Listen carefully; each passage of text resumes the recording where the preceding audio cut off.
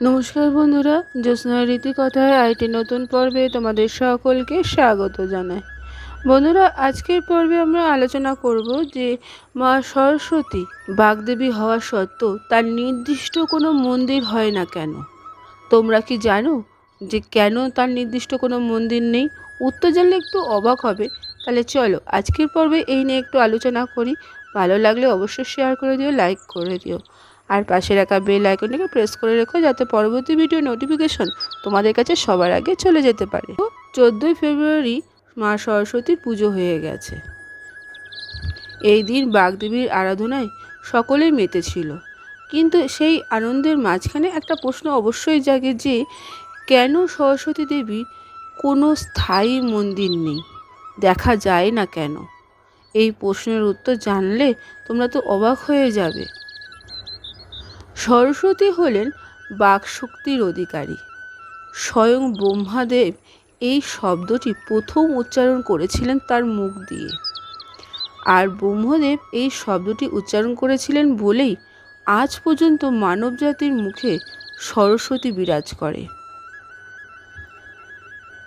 তিনি বলেন, মানুষ যে কথা বলে সেটাই নাকি সরস্বতী। এমনকি যে ভালো করে কথা বলতে পারে না তাকে বলা হয় চপলা সরস্বতী। সরস্বতী দেবী এমন একজন দেবী যার অধিষ্ঠান সর্বত্র। এক কথায় মানুষের মুখে মুখে বাস করে এই দেবী। তাই এই দেবীকে আলাদা করে আরাধনা করার প্রয়োজন হয় না কোনো মন্দিরে। যেমন স্বরবর্ণের প্রথম অক্ষর অ থেকে শেষ ব্যঞ্জন যুক্তাক্ষর ক্ষীয় পর্যন্ত দেবী সরস্বতীর বাস। যেহেতু প্রত্যেকটি মানুষ কোনো না কোনো প্রতিভার অধিকারী, তা কৃষিবিদ্যায় হোক বা পড়াশোনায় হোক, তা প্রত্যেকটি মানুষ নিজের নিজের কাজের মাধ্যমে সরস্বতী দেবীকে আরাধনা করেন। প্রত্যেকটি মানুষের মুখে ও কাজে সরস্বতী দেবী বিরাজ করে, তাই আলাদা করে মন্দিরে গিয়ে পুজো করতে হয় না। এর পাশাপাশি বলি যে দেখবে যে হাতে খড়ির সময় কোনো মন্ত্র উচ্চারণ হয় না কেন তা জানো? যেহেতু সরস্বতী দেবী সর্বত্র বিরাজমান, তাই হাতে খড়ির সময় বিশেষ মন্ত্র উচ্চারণ করতে লাগে না।